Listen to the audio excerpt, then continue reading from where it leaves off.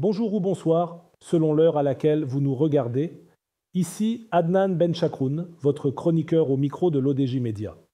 Après avoir écouté, lu et relu les versions officielles aussi bien en arabe qu'en français, le discours royal du 10 octobre, je voudrais partager avec vous ma lecture de ce discours qui n'ouvre pas seulement la dernière session parlementaire de la législature, mais un chapitre de la méthode. Le cérémonial est connu, mais l'instant a son grain de vérité. Ouvrir la session parlementaire n'est pas faire de l'ostentation, c'est donner du sens au temps politique.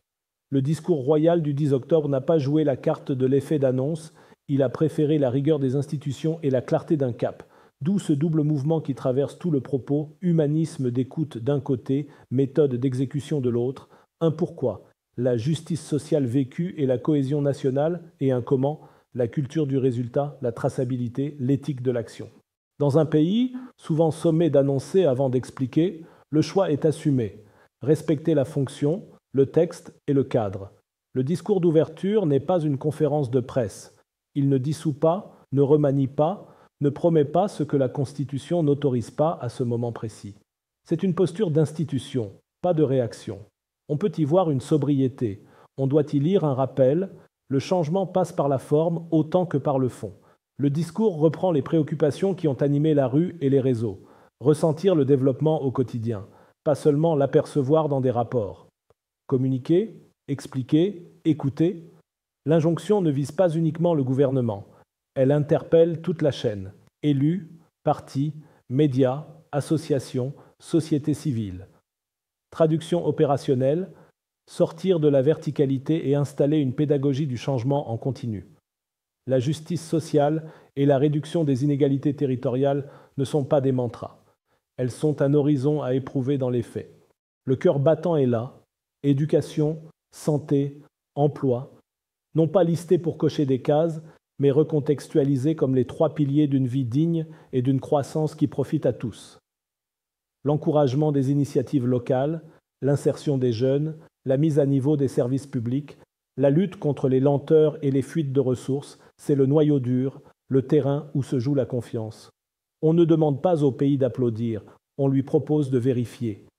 Ainsi, après une lecture attentive, il me semble que le discours fait référence à au moins 3 repères avec leurs ordonnances dans un cadre de méthode adressé aussi bien aux institutions qu'aux générations X, Y et Z. Le premier repère est institutionnel. Redonner au Parlement sa valeur par l'utilité visible. Moins compter les textes votés que mesurer les effets produits. Passer d'une logique de stock législatif à une logique d'évaluation des politiques publiques. Cette exigence vaut autant pour la fabrique de la loi que pour sa mise en œuvre et s'étend à la diplomatie parlementaire qui doit épauler la diplomatie d'État, notamment sur l'intégrité territoriale. La représentation nationale est sommée d'être performative, pas performative au sens théâtral, mais au sens de l'impact. Deuxième repère, l'ossature territoriale d'un Maroc en ascension. Le pays n'avance durablement qu'en avançant ensemble. C'est la fin du décor territorial. Place à la politique du territoire. La feuille de route est concrète et hiérarchisée. Une politique dédiée aux montagnes et aux oasis pour corriger des inégalités historiques, la protection et la valorisation des côtes comme capital maritime à gérer en bien commun, l'essor des centres ruraux émergents pour absorber l'urbanisation, rapprocher les services et prévenir la fracture ville-arrière-pays. Territorialiser l'ambition, c'est rendre l'égalité audible à l'échelle du village autant que de la métropole. Troisième repère, le plus décisif, l'exécution. Les diagnostics existent, les feuilles de route abondent, c'est le passage au réel qui trébuche. D'où un triptyque opérationnel, gestion par la donnée, numérisation des cycles de projet, tolérance zéro pour le gaspillage. La reddition des comptes n'est pas un rituel punitif, c'est un mécanisme qui rassure le citoyen et sécurise l'investissement. Autrement dit, la performance cesse d'être un rapport annuel, elle devient un réflexe collectif, partagé par les administrations, les collectivités et les opérateurs. Des repères, mais dans l'esprit du discours royal, rien n'est durable sans garde-fou. Probité, primat de l'intérêt général, responsabilité devant la nation, ce n'est pas de la morale plaquée, c'est l'infrastructure invisible de l'État moderne. L'éthique protège les politiques publiques de 2 périls jumeaux, la tentation du cynisme, faire sans rendre de compte, et la tentation du spectacle, dire sans faire. Avec elle, l'exécution retrouve sa légitimité sociale. Le citoyen n'est pas seulement bénéficiaire, il est copropriétaire des résultats. Le fil intergénérationnel est explicite dans le discours. Une même demande, mais des leviers différenciés. La génération X attend la sécurité des parcours de vie, école, santé, emploi, mobilité. La génération Y veut la lisibilité des trajectoires, méritocratie, égalité d'accès, reconnaissance. La génération Z exige l'instantanéité des preuves, données ouvertes, services proches, feedback continu. Le discours répond aux trois en combinant écoute, dialogue, transparence, explication, pédagogie, accountability et exécution, livrable, délai, indicateurs publiés. À chaque génération, sa preuve, à l'État, la cohérence d'ensemble. Le discours élargit le cercle des devoirs. L'action publique n'est pas du seul ressort du gouvernement. Les partis doivent clarifier, pas contourner. Les élus, rapprocher, pas éloigner. Les médias, informer et expliquer, pas seulement commenter. La société civile, coproduire, pas substituer. C'est le sens de l'État social, non un label, mais une pratique distribuée de la responsabilité. La communication cesse d'être verticale pour devenir coproduction de sens, expliquer ce qu'on fait, comment on le fait et ce que cela change, ici et maintenant. SM, le roi insiste sur la méthode et la méthode appelle des outils simples et implacables, comme les tableaux de bord publics, des indicateurs par territoire, publiés, vérifiables, comparables d'une année à l'autre. Les cycles numériques de projet, de l'étude au chantier livré, chaque étape tracée, chaque retard expliqué, chaque arbitrage consigné. Les dépenses utiles, prioriser ce qui change la vie, école, soins, transport, eau, assécher ce qui ne produit pas d'impact, documenter ce qui fonctionne. La diplomatie d'influence cohérente, un pays audible à l'extérieur quand il est lisible à l'intérieur.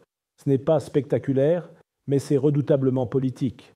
On gagne la confiance en gagnant la bataille des preuves. L'axe de crédibilité est limpide dans le discours. Clarté des buts, stabilité des moyens, exigence de résultats. La clarté se lit dans l'ordonnancement des priorités, la stabilité dans la continuité des réformes engagées, l'exigence dans le passage du faire au faire preuve. Le pacte proposé est simple à formuler, difficile à trahir. La vision donne le sens, l'éthique trace la limite, l'exécution produit la preuve. S'il est tenu, le prochain bilan ne sera pas une reddition, mais une démonstration. Alors qu'est qui change ou pourrait changer après ce 10 octobre 2025 ? La temporalité, on sort du temps court des annonces pour entrer dans le temps long de l'évaluation. Le centre de gravité, moins de texte, plus de territoire, moins d'intention, plus d'indicateurs. La grammaire de la confiance, informer n'est plus narrer, c'est documenter. Expliquer n'est plus justifier, c'est rendre des comptes. Écouter n'est plus temporiser, c'est ajuster. Ce déplacement n'apaise pas les impatiences, il leur offre un terrain. Les générations X, Y, Z ne demandent pas des miracles, mais une mécanique lisible. Qui fait quoi, quand, avec quel budget, pour quels résultats mesurés. C'est moins lyrique que galvanisant, c'est gouvernable. Il y a dans ce discours une ligne de conduite qui réconcilie l'exigence démocratique et la culture de l'État. Écouter sans se dissoudre, expliquer sans se défausser, exécuter sans s'excuser. Le Maroc sait raconter son histoire. L'enjeu est désormais d'en administrer la preuve, territoire par territoire, programme par programme, indicateur par indicateur. La politique retrouve alors ce qu'elle cherche depuis longtemps, la confiance, non comme affect, mais comme résultat. Et si l'on devait résumer l'esprit et la méthode en une formule à garder en tête, moins de décibels, plus de décimales. Voilà, c'était votre chroniqueur Adnan Benchakroun, au micro de l'ODJ Média. Je tenais absolument à partager avec vous ce sujet qui nous concerne tous, avec la conviction que mes propos sont là pour ouvrir le débat, même s'ils peuvent être contredits demain ou paraître dépassés après-demain. C'est le jeu de la chronique, prendre position, quitte à se tromper, pour mieux avancer ensemble. On se retrouve très bientôt pour une nouvelle chronique, toujours avec la même liberté de ton et le même regard critique. À la prochaine, si vous le voulez bien. Et n'oubliez pas de vous abonner à notre chaîne YouTube LODJ24 pour ne rien rater. Vous êtes chaque jour plus nombreux à nous suivre et c'est ce qui donne tout son sens à cette aventure.